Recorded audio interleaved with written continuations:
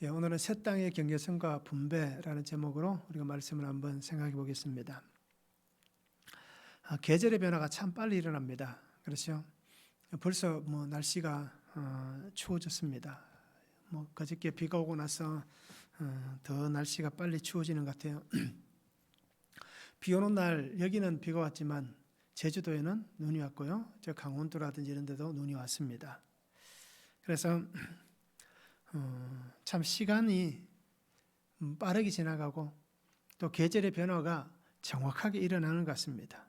그래서 우리가 톱니바퀴가 맞물려서 돌아가듯이 한치의 오차도 없이 정확하게 맞물려서 돌아가듯이 이렇게 계절의 변화가 기가 막히게 참 잘 맞아떨어져 갑니다. 그래서 우리가 생각할 때는 따뜻한 봄에 꽃이 피고 참 좋아서 좀 더 길었으면 좋겠다라고 얘기했는데 어김없이 때가 되면 더운 여름이 찾아옵니다.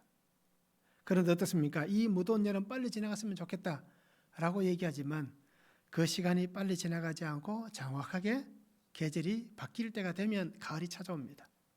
그리고는 올해는 단풍이 조금 어떻게 보면 좀 시원찮은 것 같아요. 그래서 단풍 구경도 제대로 못하고 이 가을이 지나가는 것 같고요. 그리고 겨울은 어떻습니까? 굉장히 또 이 매서운 겨울을 맞이합니다. 그래서 따뜻한 봄을 보내고 무더운 여름을 보내고 또 화창한 가을을 보내고 매서운 겨울을 맞이하게 될 겁니다. 이렇듯 계절의 변화는 누가 시키지 않아도 시간이 되면 정확하게 지나가게 되어 있습니다. 그러나 누군가는 시키지 않았지만 누군가는 만들었지 않습니까? 그렇죠? 우리는 그 계절의 변화를 주도할 수 없지만 이 계절을 만드신 하나님께서는 이 계절의 변화를 주도하고 계십니다. 그러기에 정말 하나님의 계획하심과 하나님의 만드신 세상을 우리가 한번 자세히 들여다보시기 바랍니다. 정말 정교하게 맞물려서 돌아가는 것을 봅니다. 어떤 데를 보면 너무 신기할 때도 있잖아요. 어떻게 이렇게 신기하게 정확하게 딱딱 맞아떨어지는지 우리가 참 보면 너무 어떻게 보면 위대하다라고 이야기해야 됩니까? 정말 그것을 말로 표현할 수 없을 만큼 경외로운 그런 것을 경험할 수가 있습니다.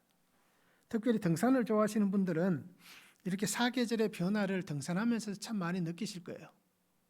그런데 누가 그죠? 사람이 할 수 있다고 해서 그렇게 큰 변화를 이루어 갈 수 있겠는가라는 것입니다. 인공적으로 비를 내릴 수는 있어요. 그죠? 요즘은 과학이 발달해서 인공 구름을 만들어서 비를 내릴 수 있는 정도의 과학입니다. 그런데 그 인공적으로 비를 내리지만 그 비가 정말 정확할까요? 그렇지는 않을 겁니다. 잠깐의 도움은 줄 수 있겠지만 우리가 보는 이 자연 속에서 이루어지는 이러한 놀라운 일들은 경험할 수가 없는 겁니다. 물 속에는 생명이 있습니다. 그리고 바람과 공기 속에도 생명이 있습니다. 그리고 모든 자연 만물 속에 생명이 깃들어 있습니다. 하나님께서 그 자그마한 것 하나 속에도 생명을 주셨기 때문에 그 속에는 생명이 존재하고 있습니다. 우리의 눈에 안 보일 뿐이고 우리가 느끼지 못할 뿐이지 이 세상은 정말 정교하게 기가 막히게 돌아가고 있습니다. 그래서 이 아름다운 자연들을 보시면서 계절의 변화 속에서 우리의 삶을 배웠으면 참 좋겠습니다. 예수님도 말씀하셨잖아요. 무화과 나무가 잎이 나고 열매 맺고 잎이 지는 것을 보면서 무화과 나무를 통해서 배우라라고 말씀하셨잖아요. 그렇듯 우리가 이 자연을 보시면서 야 너무 좋다, 너무 행복하다, 너무 아름답다라고만 말씀하지 마시고 이 자연을 통해서 우리가 삶을 배우고 하나님의 은혜를 깨닫고 하나님을 배울 수 있는 그러한 저희들의 삶이 되면 참 좋을 것 같습니다. 그래서 우리가 하나님께서 나를 향해 만들어 두신 그 은혜의 수레바퀴 안에 들어가시기 바랍니다. 그러면 하나님의 그 말씀의 은혜의 수레바퀴 안에 내가 있으면 그 말씀이 기가 막히게 맞아 들어갑니다. 그것이 나의 인위적인 해석으로 맞아 들어가는 것이 아니라 하나님의 말씀의 은혜 안에서 맞아 들어가는 것입니다. 그리고는 내가 그 말씀을 통해서 나를 직시하게 되고 그 속에서 하나님을 볼 수가 있는 것입니다. 그것이 구속사의 말씀이고 그 말씀이 내 눈에 보이는 것이고 내 귀에 들리고 내 마음에 들리는 하나님의 말씀입니다. 그러기에 우리는 나의 삶에 역사하시는 하나님을 경험할 수 있는, 하나님의 수레바퀴 안에서 하나님을 경험할 수 있는 그러한 삶이 되면 좋을 것 같습니다. 그래서 이 가을이 깊어가고 이제 겨울이 다가오는데 믿음으로 우리가 더 풍요롭게, 믿음으로 더 은혜롭게 살아가는 성도의 삶이 되면 참 좋을 것 같습니다. 오늘 말씀에 보면 하나님께서는 약속하신 대로 이스라엘 백성들에게 가나안 땅을 공평하게 나누어 기업이 되게 하신다라고 말씀합니다. 그러면서 에스겔에게 땅의 경계선을 보여줍니다. 동서남북의 경계선을 하나님께서 지정해 주시고 그렇게 말씀해 주십니다. 그리고는 그 땅을 이제는 제비 뽑아서 12지파가 정확하게 공평하게 나누기를 원하고 있고, 그리고 그 백성 가운데 함께 머물러 사는 타국인들, 이방인들에게도 동일하게 자신들의 그 지파별로 그 기업에서 그들에게도 기업을 나누어 주라라고 그렇게 말씀을 하고 있습니다. 새 땅의 경계선과 분배입니다. 첫 번째는 하나님께서 약속하신 땅입니다. 13절에서 14절에 보면 주 여호와께서 이같이 말씀하셨느니라. 너희는 이 경계선대로 이스라엘 12지파에게 이 땅을 나누어 기업이 되게 하되 요셉에게는 두 몫이니라. 내가 옛적에 내 손을 들어 맹세하여 이 땅을 너희 조상들에게 주겠다고 하였나니 너희는 공평하게 나누어 기업을 삼으라. 이 땅이 너희의 기업이 되리라 라고 말씀합니다. 새 땅은 하나님께서 약속하신 땅입니다. 성전에서 47장에 보면 성전에서 샘이 솟아나는 생명의 물이 솟아나서 온 세상을 회복시키고 살리신다라고 말씀을 드렸습니다. 그 하나님의 회복시키시는 은혜 안에서 이제는 하나님께서 이 약속하신 땅, 이 땅을 내가 너희들에게 기업으로 주겠다라고 말씀하고 있습니다. 나라가 망했습니다. 멸망하고 지금 포로가 되어 있고 또 흩어져 있습니다. 그리고 그 땅에 소수의 사람들만이 남아 있습니다. 그런데 어떻습니까? 돌아올 땅입니다. 가나안의 땅은, 팔레스타인 지역은 하나님께서 그들에게 내가 너희를 돌아가게 하겠다, 다시 그곳으로 보내겠다 약속하신 것입니다. 그래서 그들에게 하나님은 경계선을 따라서 분명하게 너희의 땅이 되겠다라고 말씀해 주시고 있는 것입니다. 어떻게 보면 나라가 망하면 그 땅은 사라집니다. 그렇잖아요. 이제 그 땅은 존재하지 않습니다. 아시리아에 의해서 북쪽이 망했고 바벨론에 의해서 남쪽이 망했습니다. 그리고는 지금 패권을 잡고 있는 어떻습니까? 이 바벨론에 의해서 그 땅은 바벨론 땅이 되어져 있습니다. 나라가 망하면 당연히 소유권이 없습니다. 그런데 하나님께서 뭐라고 말씀합니까? 내가 너희에게 이 땅을 주겠다라고 말씀합니다. 에스겔에게 이 환상을 통하여서 성전을 보이시고 또 예언의 말씀을 통하여서 분명히 가르치시는 것은 약속한 대로 내가 땅을 주겠다. 그 땅으로 너희가 다시 돌아가게 하겠다. 분명히 하나님께서 인도하여 주실 것이다 라는 것을 말씀해 주십니다. 그런데 돌아왔을 때에 정착할 곳이 없다면 그 약속은 어떻게 됩니까? 그 약속의 은혜는 없는 것입니다. 하나님께서 아무리 약속하셨다 하더라도 돌아왔는데 그 땅이 존재하지 않는다면 그것은 아무런 의미가 없습니다. 하나님은 없는 것을 말씀하시는 분이 아닙니다. 하나님은 하나님께서 다스리시는 그 은혜 안에서 당연히 그들에게 있어야 될 것에 대해서만 말씀을 하시고 있습니다. 그래서 하나님은 에스겔에게 또 그 백성을 향하여서 분명히 다시 한번 짚고 있습니다. 내가 옛적에 맹세한, 내 손을 들어서 옛적에 맹세한 이 땅을 내가 너희에게 주겠다라고 말씀합니다. 즉 지금은 포로가 되어 있고 망해서 그들의 땅이 아니지만 그런데 이 땅은 너희들의 것이다 라고 말씀을 하시는 것입니다. 창세기 12장 7절 상반절에 보면 여호와께서 아브라함에게 나타나 이르시되 내가 이 땅을 내 자손에게 주리라 라고 말씀합니다. 하나님께서 아브라함에게 먼저 말씀하셨습니다. 내가 이 땅을 너와 내 자손에게 주겠다라고 말씀했습니다. 그리고 창세기 26장 2절에서 4절에도 보면 여호와께서 이삭에게 나타나 이르시되 애굽으로 내려가지 말고 내가 내게 지시하는 땅에 거주하라. 이 땅에 거류하면 내가 너와 함께 있어 내게 복을 주고 내가 이 모든 땅을 너와 네 자손에게 주리라. 내가 내 아버지 아브라함에게 맹세한 것을 이루어 내 자손을 하늘의 별과 같이 번성하게 하며 이 모든 땅을 내 자손에게 주리니 내 자손으로 말미암아 천한 만민이 복을 받으리라라고 말씀합니다. 아브라함에게도 말씀하셨던 하나님이 이삭에게도 동일하게 얘기하고 있습니다. 이삭이 거주하던 지역에 가뭄이 있습니다. 그래서 이삭이 어디로 갑니까? 애굽으로 내려가려고 합니다. 그때 하나님께서 그를 그달 평지에 거하도록 만듭니다. 그러면서 그에게 말씀합니다. 내가 이 땅에 있으면 너희 아버지에게 내가 약속했듯이 너와도 약속하고 내 자손들에게도 약속해서 이 땅을 너희에게 주겠다 라고 분명히 약속의 땅이다 라고 말씀해 주시고 있습니다. 하나님께서는 그들에게 약속하셨던 대로 그 땅을 그곳에 두셨습니다. 그리고 그 백성이 마침내 그 땅을 차지하게 하셨고 또 그곳에서 번성하게 하셨습니다. 그러다가 어떻습니까? 자신들의 죄와 허물로 인해서 망했지만 다시금 하나님은 번성하게 하는 약속의 은혜를 주시고 있는 것입니다. 약속은 변하지 않습니다. 약속은 변하지 않는 약속입니다. 왜요? 하나님께서 변하시지 않기 때문입니다. 그래서 하나님의 약속은 변하지 않는 약속입니다. 불변의 은혜인 것입니다. 변하지 않는 하나님의 은혜가 바로 하나님의 약속입니다. 땅의 기업을 나눌 때에 하나님은 분명히 말씀합니다. 내가 너희 조상에게 약속한 대로 이 땅으로 돌아오게 하겠다. 그러면서 분명히 한 가지를 더 말씀하시는데 너희가 그 땅을 기업으로 얻을 때에 너희는 요셉에게는 두 몫을 주라라고 말씀합니다. 왜 두 몫일까요? 그 이유가 분명히 있습니다. 창세기 48장 5절과 22절에 보면 내가 애굽으로 와서 내게 이르기 전에 애굽에서 내가 낳은 두 아들 에브라임과 므낫세는 내 것이라 로벤과 시몬처럼 내 것이 될 것이요 라고 말씀합니다. 또 내가 내게 내 형제보다 세겜 땅을 더 주었나니 이는 내가 내 칼과 활로 아모리 족속의 손에서 빼앗은 것이니라 라고 말씀합니다. 야곱이 요셉에게 축복하는 장면입니다. 요셉에게 약속하는 장면입니다. 너의 두 아들 에브라임과 므낫세가 내 것이다, 내 아들이다.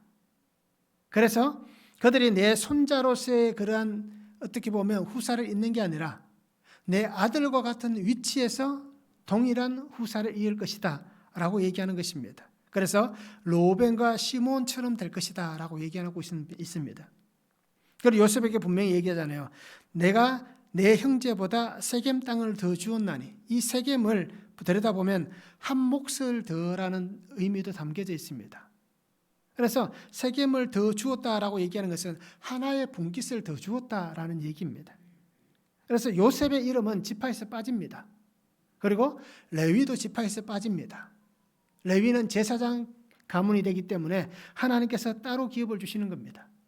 그래서 이 에브라임과 므낫세가 그 12지파에 포함되는 것입니다. 그래서 다른 형제들은 다 한 분깃을 받지만 이 요셉은 두 분깃을 받게 되는 것입니다. 그래서 오늘 성경에도 요셉에게는 두 몫을 주라라고 그렇게 분명히 말씀을 하고 있습니다. 하나님께서는 야곱이 아버지가 아들에게 한 이 약속 또한 지켜주시는 겁니다. 그래서 하나님의 주권 안에서 살아가는 모든 삶에 헛된 약속은 없습니다.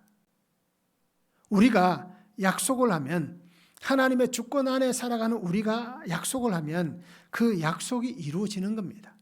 그리고 그 약속은 헛된 것이 되지 않습니다. 왜냐하면 말씀을 붙잡고 그죠? 하나님의 이름을 가지고 하나님의 이름으로 약속하긴 모든 것들을 하나님께서 들으시는 겁니다. 그리고 그 약속들이 하나님의 은혜 안에서 동일하게 이루어 주시는 겁니다. 이것을 우리가 다르게 얘기하면 이 약속을 다르게 얘기하면 기도다라고 얘기할 수 있습니다. 기도의 간구를 하나님께서 외면하지 않으시는 겁니다. 한 사람의 기도에 하나님이 응답하시고 또 그 사람이 기도할 때에 자신만을 위해서 기도하는 것이 아니라 타인을 위해서 기도하고 또 다른 사람들을 위해서 중보하며 기도할 때에 하나님께서는 그 간구를 외면하지 않으시고 그의 간절함을 들으시고 응답하셔서 오늘 이 요셉에게 두 몫을 주시는 것 같이 오늘 동일한 은혜의 약속이 이루어지게 하시는 것입니다. 그래서 모든 것은 하나님의 기업이고 하나님의 선물인 것입니다. 이 선물을 하나님은 오늘 말씀에서 공평하게 나누라라고 말씀하고 있습니다. 하나님의 기업을 나누면서 세상의 그러한 기준을 가지고 하나님의 것인데도 불구하고 세상의 힘의 원리를 따라서 나는 더 갖고 너는 적게 갖는 그러한 일들이 일어나지 않도록, 그러한 불공평함이 생겨나지 않도록 하나님은 이렇게 이 기업을, 하나님 주신 이 기업 선물을 나눌 때에 공평하게 나누라라고 얘기하고 있습니다. 혹시라도 누군가에게는 불합리한 방법이라고 이 일을 제기할 수 있는 그러한 기업 나누는 일이 되지 않게 하시는 하나님의 방법입니다. 그래서 하나님은 오늘 성경 뒷부분에 나와 있잖아요. 제비뽑기를 통해서 이 기업을 나누게 합니다. 이 제비뽑기는 이때 이스라엘 백성들만 한 게 아닙니다. 이 시대에 살아가는 많은 나라의 사람들이 특별한 이러한 일들을 할 때 제비뽑기를 해서 많이 했습니다. 그래서 그 시대에 만연해져 있던 어떤 하나의 특별한 방법이었습니다. 그것을 통해서 하나님은 모든 사람들이 다 사용하고 있는 그 방법을 가지고 하나님은 공평하게 함께 그것을 나누라 라고 그렇게 말씀을 하고 있는 것입니다. 그래서 하나님은 하나님의 사람이든 또는 하나님 밖에 있는 사람이든 동일하게 적용시켜 나가기를 원하고 있습니다. 그래서 오늘 공평은 하나님의 뜻입니다. 그래서 예전 성경에 보면 이것이 공평하게, 지금 우리가 공평하게 되어져 있지만 예전 성경에 보면 다르게 해석되어져 있습니다.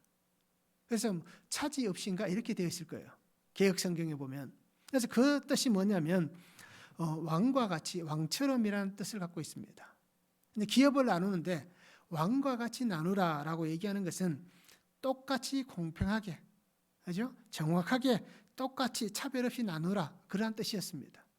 그래서 공평하게 하나님께서 차별 없이 그렇게 나누라라고 말씀을 하고 있습니다. 하나님은 약속하신 것을 잊지 않으셨습니다. 그리고 그 약속을 하나님은 이루시고 있습니다. 그리고 그 하나님의 약속이 말씀하시는 그 말씀 안에서 순종하는 것은 하나님의 그 백성들이 하나님의 뜻을 그대로 따라가는 것입니다. 그러기에 하나님은 공평하게 이 모든 것을 진행시켜 나가기를 원하시고 또 옛날의 약속이지만 그것이 이루어지게 하십니다. 그리고 오늘 우리 또한 이 말씀을 붙잡고 하나님 앞에서 우리가 어떻게 해야겠습니까? 기도의 씨앗을 뿌리시기 바랍니다. 그러면 때가 되면, 그죠? 때가 되면 하나님은 그 간절함의 간구가 응답되는 놀라운 은혜와 복을 대해 주실 것입니다. 말씀을 한번 적용해 보시기 바랍니다. 하나님의 약속은 무엇입니까? 나에게 하시는 하나님의 약속, 그 약속은 무엇입니까? 나는 말씀으로 인내하고 있습니까? 그래서 말씀으로 인내하면서 하나님께서 내게 주시는 그 삶의 자리를 잘 지켜내고 있습니까? 말씀을 한번 적용해 보시기 바랍니다. 정말 내가 인내하며 말씀으로 잘 지켜내고 있는지 말씀을 한번 적용하기를 원합니다. 하나님의 약속을 신실하게 믿고 있습니까? 아니면 불합리하다고 원망하고 있습니까? 어떻습니까? 하나님의 약속을 믿고 있는지, 아니면 하나님 불합리합니다, 불공평합니다 라고 원망하고 있는지 우리가 말씀을 한번 적용해 보면 좋을 것 같습니다.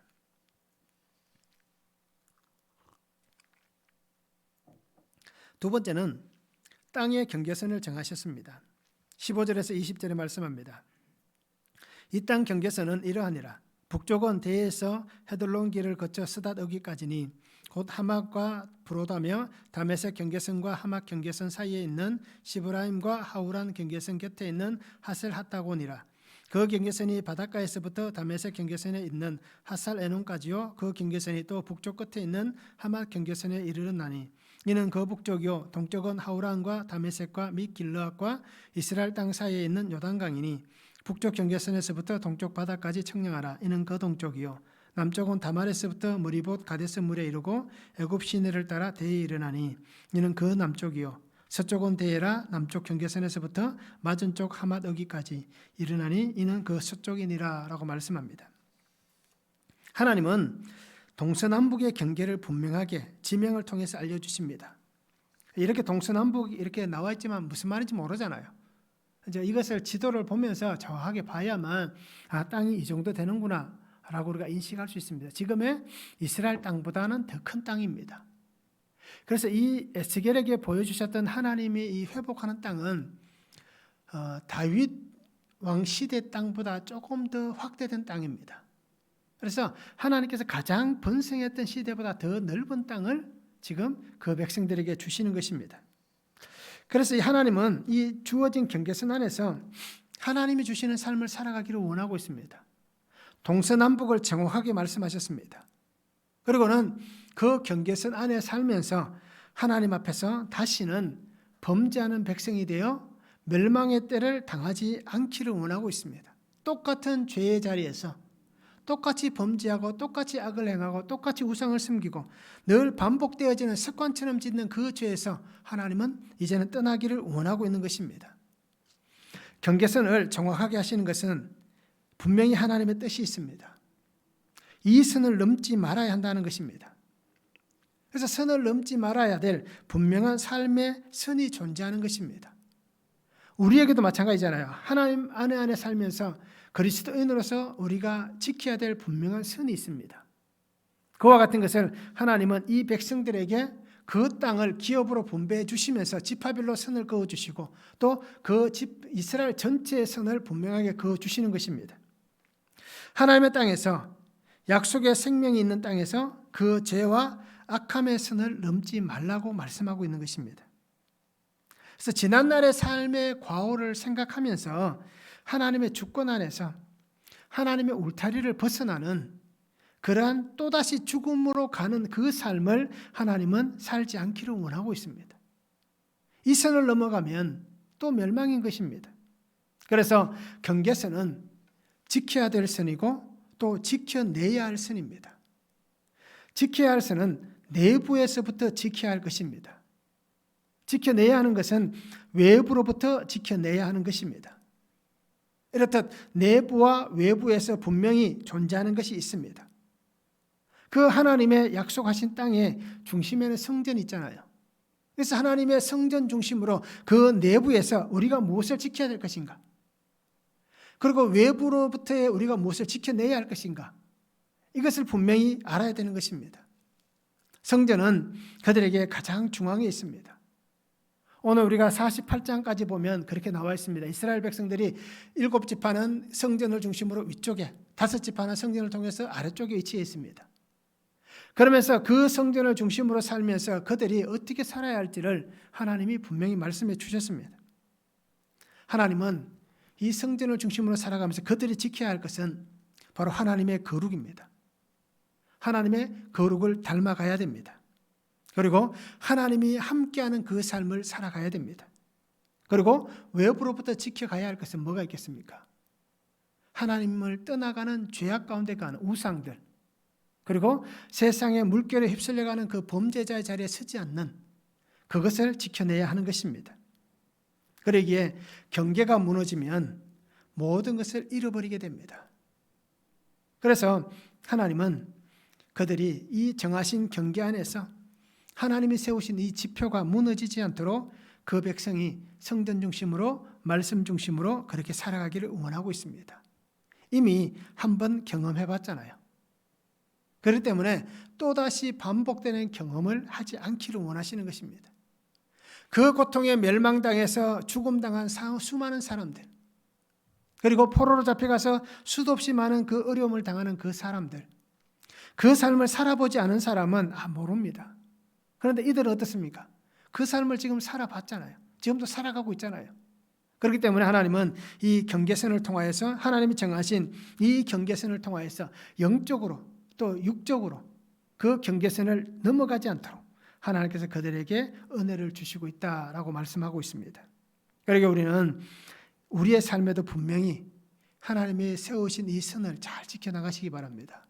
그래서 내가 있는 그 자리에서 하나님과 함께 살아가면서 내 자리를 잃어버리지 않도록 내가 안에서부터 지켜야 될 것, 또 외부로부터 지켜내야 될 것, 이것을 우리가 분명하게 잘 정하셔서 하나님 안에서 믿음으로 그렇게 살아가는 귀한 성도의 삶이 되면 좋을 것 같습니다. 말씀을 한번 적용해 보시기 바랍니다. 나의 삶에 하나님께서 정하신 경계선이 분명히 있음을 인정하십니까? 어떤 선이 있습니까? 그렇죠? 믿음의 선이 있고 또 삶의 선이 있습니다. 그래서 우리가 하나님이 정하신 그 선이 있음을 분명히 인정하시고 하나님 안에서 우리가 온전하게 살았으면 좋겠습니다. 하나님께서 정하신 것이라면 사소해 보인다고 하더라도 구체적으로 지켜야 할 것은 무엇입니까? 하나님께서 내 인생 가운데 내 삶 가운데 이 영적으로 육적으로 경계선을 세워두셨고 하나님께서 정하신 것이 있습니다. 그러면 내 눈에 보이면 하찮게 보일 수도 있잖아요. 또는 너무 사소해서 언급하기도 부끄럽다라고 얘기할 만큼 그러한 사소한 것들이 있잖아요. 그런데 그 사소한 것이라 하더라도 내가 구체적으로 지켜야 할 것은 무엇입니까? 구체적으로 내가 어떻게 지켜가야 될까요? 우리가 이것을 말씀을 통해서 한번 적용해 보시기 바랍니다. 그렇죠? 우리가 이것을 적용이라고 얘기할 수 있습니다. 실천하는 것을 얘기할 수 있습니다. 그래서 우리가 매일 말씀을 묵상하시면서 큐티하시고 나서 적용하잖아요. 적용하시고 나면 그것을 꼭 실천하시기 바랍니다. 구체적으로 내가 구체적으로 실천할 수 있는 것을 적용하시기 바랍니다. 뜬구름 잡는 것 아니면 허황된 것 나는 도저히 실천할 수 없는 것 그런 것을 적용하는 게 아닙니다. 적용은 내가 할 수 있는 것 아주 작은 것부터 적용해 가는 겁니다. 그러기에 오늘 구체적으로 지켜야 할 것이 무엇이 있는지 한번 잘 적용해 보면 좋을 것 같습니다. 세 번째는 타국인에게도 기업을 주셨습니다. 21절에서 23절에 말씀합니다. 그런즉 너희가 이스라엘 모든 지파대로 이 땅을 나누어 차지하라. 너희는 이 땅을 나누되 제비 뽑아 너희와 너희 가운데에 머물러 사는 타국인 곧 너희 가운데에서 자녀를 낳은 자의 기업이 되게 할지니 너희는 그 타국인을 본토에서 난 이스라엘 족속같이 여기고 그들도 이스라엘 지파 중에서 너희와 함께 기업을 얻게 하되 타국인이 머물러 사는 그 지파에서 그 기업을 줄지니라. 여호와의 말씀이니라 라고 기록하고 있습니다. 하나님께서는 이전까지 없던 놀라운 은혜를 선포하셨습니다. 그것이 오늘 성경에 나오는 타국인, 이방인을 얘기할 수 있습니다. 그 이방인에 대한 하나님의 은혜를 선포하고 있습니다. 하나님께서 이 이방인들에 대해서 분명히 우리가 성경에 나와 있는 말씀들을 보면 하나님께서 그들을 참 사랑하시는 것을 볼 수 있습니다. 이스라엘 백성들이 그들을 박해하거나 그들을 업신여기지 못하도록 하나님은 늘 타국인 이방인들에 대해서도 말씀을 하셨습니다. 특별히 레위기 19장 33절과 34절에 보면 거류민이 너희의 땅에 거류하여 함께 있거든 너희는 그를 학대하지 말고 너희와 함께 있는 거류민을 너희 중에서 낳은 자같이 여기며 자기같이 사랑하라. 너희도 애굽 땅에서 거류민이 되었느니라. 나는 너희 하나님 여호와이니라. 너희 땅에 사는 거류민들, 그렇죠? 이방인들, 그들이 너희 가운데 살고 있다면 학대하지 말라라고 얘기합니다. 너희 자식들 같이, 그렇죠? 너희 자녀들 같이 여기라라고 얘기합니다. 그러면서 하나님이 한 가지 뭐를 얘기합니까? 너희도 애굽 땅에서 거류민이 되었지 않았느냐? 너희가 그 땅에서 너희가 얼마나 고생했지 했느냐? 400년 동안, 430년 동안 처음에는 요셉 때문에 괜찮았는데 요셉을 알지 못하는 왕들이 나오면서부터 어떻게 됩니까? 왕조가 바뀌었다는 얘기입니다. 그때는. 그러니까 왕조가 바뀌고 새로운 왕조가 탄생하고 난 다음부터는 그 이스라엘 백성들이 너무 강성하니까 그죠? 그들을 억압하기 시작하는 겁니다. 그래서 오랜 시간 동안 노예와 같은 삶을 살지 않았습니까? 그러니까 너희가 그렇게 고생하고 힘들었는데 너희 땅에 거하는 함께 살고 있는 이방인들 너희가 그렇게 학대하면 안 된다라고 말씀하고 있는 것입니다. 하나님께서 이렇게 사랑을 말씀하셨습니다. 또 그들을 향한 마음이 분명히 있었습니다. 그들을 소외시키지 않기를 원하셨습니다. 그래서 하나님의 이 마음의 관대함이 그 백성들에게도 똑같이 전해져서 그들도 이방인들을 관대하게 대하게 하시는 하나님의 은혜가 분명히 있었습니다. 그런데 에스겔에게 말씀하시는 하나님은 이제까지와는 다른 하나님의 은혜를 선포하고 있는 것입니다. 하나님께서는 오늘 말씀 보면 땅을 나눌 때 너희 가운데 거하는 함께 사는 타국인들 그들에게도 어떻게 하라고 얘기합니까? 동일하게 기업을 나누어 주라라고 얘기하고 있습니다. 어떻게 보면 잘 이해가 되지 않잖아요. 이방인들인데 이스라엘 택한 민족이 아닌데 그 12지파 가운데 속한 사람이 아닌데 그냥 그 땅에 산다고 해서 그 땅에서 살면서 아이들을 낳고 그 땅에서 몇 대를 살아오고 있다고 해서 그들에게 똑같이 하나님이 주신 이 약속의 땅을 그들에게 준다. 어떻게 보면 쉽게 이해되지 않을 수도 있습니다. 그들을 관대하게 대하고 그들을 사랑하고 그들에게 너그럽게 하고 그들과 함께 잘 어울려 사는 것, 그것까지는 우리가 이해할 수 있고 용납할 수 있지만 우리의 기업을 쪼개서 그렇죠? 그들에게 준다는 것 쉽게 이해가 되지 않을 것입니다. 그런데 왜 하나님께서 그들에게 이 기업을 나눠주라라고 하는지를 분명히 보시기 바랍니다. 전에는 그렇게 하지 않았습니다. 그런데 새로운 땅, 그렇죠? 하나님께서 에스겔에 보여주시는 이 새 땅, 그 땅 가운데 하나님 말씀하신 이유가 분명히 있습니다. 그 타국인들은 자신의 고향을 떠나왔습니다. 즉 아브라함같이 자신의 삶의 터전을 버리고 왔습니다. 그리고는 그들이 삶의 터전을 버리고 이 땅에 왔다는 것은 자신들이 그렇게 어릴 적부터 태어나면서부터 섬겨왔던 이방 신앙을 버렸다라는 얘기입니다. 이스라엘 가운데 거하면서 그들이 이방 신을 버리고 하나님께로 돌아왔다는 얘기입니다. 즉 세상의 죄악 가운데 거하였던 사람이 하나님의 땅에 있으면서 하나님과 함께 사는 거룩한 백성이 되었다라는 얘기입니다. 하나님께 돌아온 사람들입니다. 그래서 그 이스라엘이라는 사회 공동체 속에서 자녀를 낳고 함께 살아가고 있는 사람입니다. 그런 사람이라면 하나님께서 그들에게 기업을 주라는 얘기입니다. 즉 하나님을 믿는 믿음의 사람이라면 그 땅에 살면서 함께 자녀를 낳았다는 것은 하나님을 믿는 믿음의 사람이라면 그들에게도 너희 기업에서 각 지파별로 너희 기업에서 동일하게 떼서 그들도 기업을 받게 하라라고 말씀하는 것입니다. 땅을 기업으로 받는다는 것은 굉장히 중요한 얘기입니다. 오늘날도 땅이 중요하잖아요. 우리나라는 특히 한국 사람들에게 땅이 굉장히 중요하잖아요. 세계적으로도 아직도 땅은 중요합니다. 그런데 이 시대에 땅을 기업으로 차지한다는 것, 엄청나게 중요한 얘기입니다. 그 사회에서 동일하게 그 구성원으로 인정을 받는 겁니다.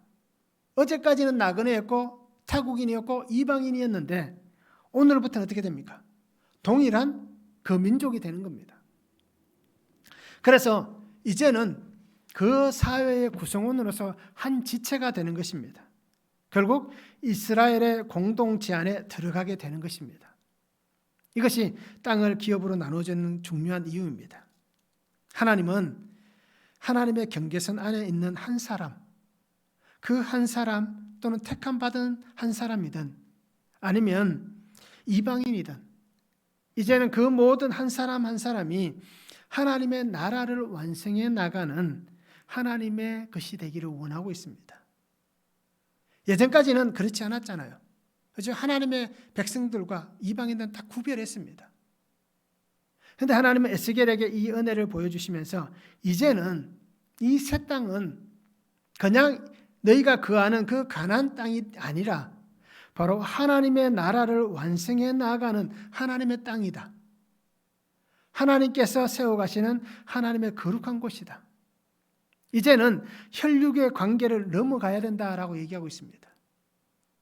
혈육의 관계를 넘어서 혈족의 관계를 넘어가서 이제는 하나님 안에서 영적인 관계가 되어야 한다라는 것을 말씀해 주시고 있습니다. 그래서 영적인 관계로 새롭게 시작하시는 하나님의 그 은혜의 선포가 바로 그 땅에 거하는 타국인이라 할지라도 하나님 안에 있는 사람이라면 동일하게 그 기업을 나눠주라라고 말씀하는 것입니다. 로마서 11장 17절에 보면 또한 가지 얼마가 꺾이었는데 돌감람나무인 내가 그들 중에 접붙임이 되어 참 감람나무 뿌리의 진액을 함께 받은 자가 되었은적이라고 말씀합니다. 이방인들을 향해서 얘기하는 겁니다. 너희는 돌감람나무이다. 그런데 참감람나무에 이제는 접붙임을 받았다. 그리고 그 뿌리의 진액을 함께 받는 자가 되었다라고 얘기하는 것입니다. 이것이 바로 하나님의 나라를 완성해 나가는 것입니다. 이방인이었던 내가 하나님의 은혜 안에서 거룩한 기업을 받는 믿음의 삶을 살아가는 그런 신실한 하나님의 자녀가 되는 것입니다. 예전까지는 이방인이었습니다. 타국인이었습니다. 그런데 오늘 하나님께서 나를 그 땅에서 기업을 주심을 통하여서 그 땅을 동일하게 분배해 주심을 통하여서 하나님의 거룩한 그 자녀됨의 삶을 살아가는 것입니다. 이것이 바로 오늘 내가 돌감람나무인 내가 참 감람나무에 접붙임을 받은 인생이 된 것입니다. 즉 예수 그리스도의 경계 안에 사는 거룩한 하나님의 사람이 된 것입니다. 그래서 하나님께서 그 땅을 타국인에게 나눠주라라고 말씀하신 것입니다. 왜 경계선을 정하셨는지 분명히 보여주시는 것입니다. 그래서 하나님은 이제는 하나님의 나라가 도래할 것이다. 그리고 그 나라가 너희를 하나님의 영원한 나라로 인도할 것이다 라는 것을 분명히 말씀해 주시고 있습니다. 말씀을 한번 적용해 보시기 바랍니다. 이방인인 나에게 주신 하나님의 차별 없는 그 사랑에 믿음으로 살지 못하고 혹시나 차별하고 무시하는 삶을 살고 있지는 않습니까? 나는 차별 없는 그 은혜를 받았는데 그리고 그 믿음으로 살아가고 있으면서도 정말 그 차별 없는 믿음으로 살아야 되는데 그렇게 살지 못하고 있지는 않는지, 그리고 하나님이 나를 차별하지 않고 무시하지 않는데 나는 타인을 차별하고 무시하고 있지는 않는지 우리가 말씀을 한번 적용해 보시기 바랍니다. 그렇죠? 우리는 참 그럴 때가 많잖아요. 수시로 사람들을 무시할 때도 있고 사람들을 업신여길 때도 있고 그렇습니다. 그래서 우리가 이 말씀을 한번 적용해 보시기 바랍니다. 동일한 기업을 받기 위해 하나님의 울타리 안에 인내하며 머무르고 있습니까? 이 타국인들이 그 하나님의 울타리 안에 있으면서 그들이 기업을 받은 것 같이 나는 기업을 받기 위해서 끝까지 인내하며 있는지 잘 머무르고 있는지 말씀만 묵상해 보면 좋을 것 같습니다. 그래서 피투성이가 되더라도 말씀에 붙어만 있으라라고 말씀한 이유가 바로 여기 있습니다. 인내하며 끝까지 머물러 있어야만, 그죠? 그 땅을 기업으로 받을 수 있습니다. 타국인이든 택함받은 백성이든 마찬가지입니다. 하나님은 이스라엘을 포로에서 돌이켰습니다. 그들을 회복시켜 주셨습니다. 그리고 그들에게 약속의 은혜를 잊지 않으시고 그 땅으로 돌아오게 해 주십니다. 그 백성이 하나님 중심으로 살기를 원하십니다. 그래서 성전에서 솟아나는 하나님의 생명의 은혜 가운데 살기를 원하고 계시고 또 그 삶의 중심에 하나님이 있기를 원하고 있습니다. 그것이 개인이든 공동체든 그렇게 하나님이 원하십니다. 영원한 하나님의 나라에 생명의 강이 흘러 넘칩니다. 그렇듯 오늘 하나님의 약속의 땅을 오늘 지나가는, 그래서 이 세계 가운데에 하나님의 이 약속의 생명의 은혜가 아름답게 흘러갈 수 있는 그러한 삶을 우리가 살았으면 좋겠습니다. 내가 하나님의 은혜 가운데 거하고 나를 통하여서 또 한 사람이 하나님의 은혜 안에 거할 수 있도록 그 강이 흘러 넘쳐갈 수 있도록 우리가 그렇게 살았으면 좋겠습니다. 이방인이었던 나에게도 하나님의 은혜 강이 흘러왔잖아요. 그죠? 우리나라에 기껏 해봐야 복음이 들어온 지 140년밖에 되지 않았잖아요. 그렇다 우리에게도 이방인이었던 우리에게도 흘러 들어왔습니다. 그러면 이제는 우리가 흘려보내시기 바랍니다. 그래서 오늘 나는 돌감람나무입니다. 돌감람나무인 나의 그 본질이라 그랬죠. 그렇지만 나의 정체성을 우리가 잊지 않았으면 좋겠습니다. 참감람나무에 내가 접붙여져 있지만 나는 돌감람나무입니다. 그 진액으로 내가 참감람나무가 완전하게 될 수는 없습니다. 그러나 오늘 우리가 돌감나무라는 것을 분명하게 인식하며 살아간다면 우리는 좀 더 겸손할 수 있고요. 좀 더 낮아질 수 있고요. 좀 더 성실히 살아갈 수 있습니다. 왜요?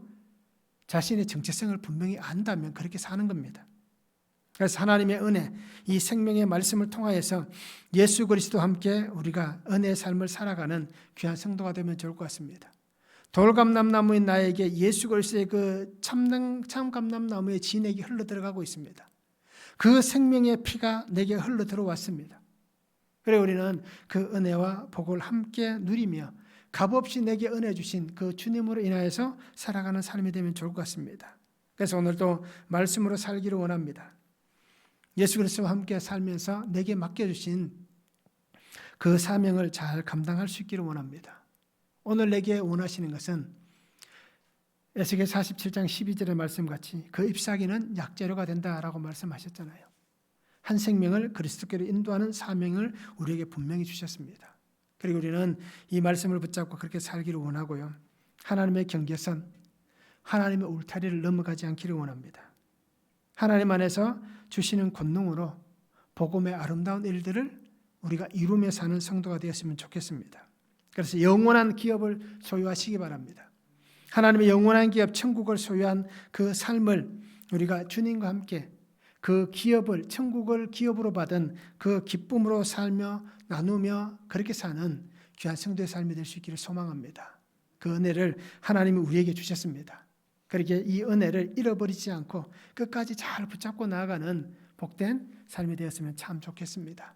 기도하시겠습니다.